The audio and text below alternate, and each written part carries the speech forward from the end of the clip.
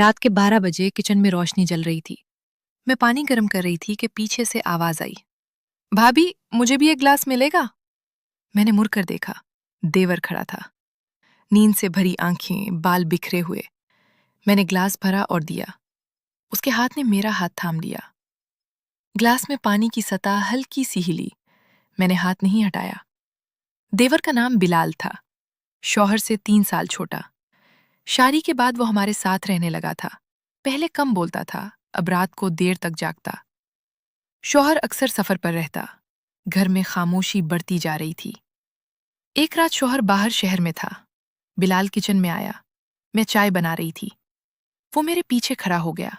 میں نے مڑ کر دیکھا، اس نے میرا ہاتھ پکڑ لیا۔ تم رات رات بھر جاگتی رہتی ہو، اس نے آہستہ کہا۔ میں نے کچھ نہیں کہا۔ وہ میرے قریب آ گیا۔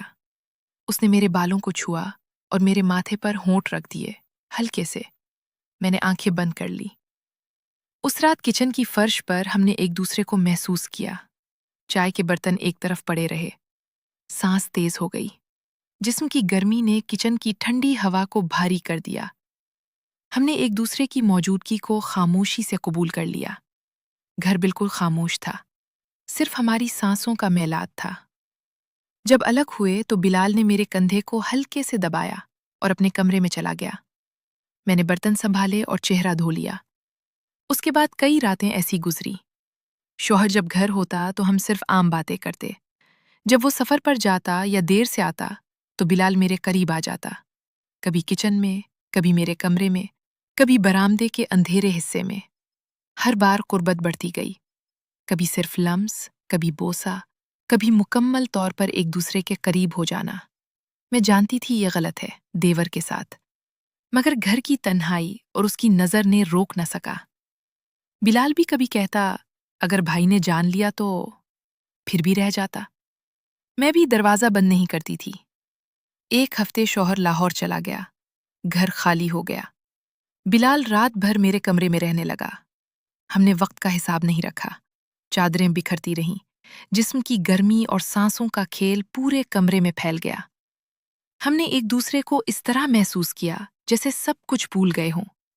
کئی ہفتے ایسے گزرے، تعلق چھپا رہا، شوہر کو کچھ پتہ نہیں چلا۔ میں اس کے ساتھ عام زندگی گزارتی رہی، کھانا، باتیں، مسکراہٹ۔ اندر ایک الگ کہانی چل رہی تھی۔ پھر ایک دن بلال نے بتایا کہ اسے دوسرے شہر میں نوکری مل گئی ہے، وہ جا رہا ہے۔ میں نے سر ہلایا۔ آخری رات شوہر گھر پر نہیں تھا۔ بلال آیا۔ ہم نے کمرے میں آخری بار ایک دوسرے کو محسوس کیا۔ شدت زیادہ تھی، سانس بھاری تھی۔ جب الگ ہوئے تو اس نے میرا ہاتھ پکڑ کر دبایا اور اپنے کمرے چلا گیا۔ اگلی صبح اس کا سامان باندھا گیا اور وہ نکل گیا۔ اب گھر میں پھر خاموشی ہے۔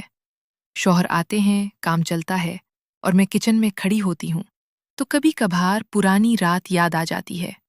اس کا ہاتھ، اس کی سانس، جسم کی گرمی۔ دل بھاری ہوتا ہے، مگر میں کچھ نہیں کہتی۔